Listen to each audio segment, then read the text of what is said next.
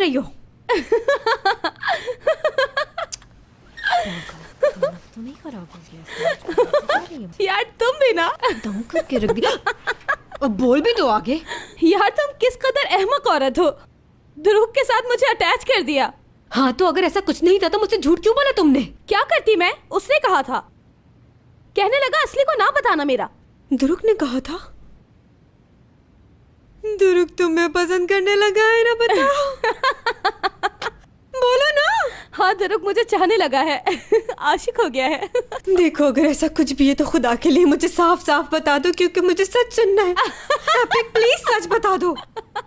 नहीं बताऊंगी बिल्कुल, और बाल नहीं नुचवाने मुझे, पहले ही बहुत धुलाई कर चुकी हो मेरी। एपिक के बच्चे, तुम्हें कब से कह रही हूँ कि सच बता दो, अगर कुछ है तो एतराफ कर लो।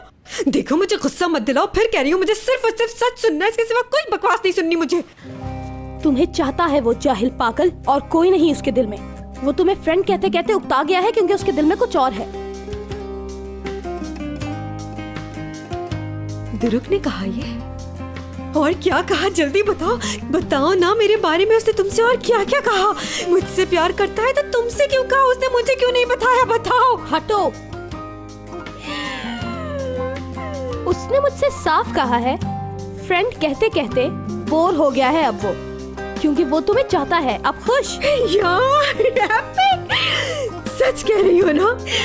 बताओ ना और क्या क्या कहा उसने, बताओ ना।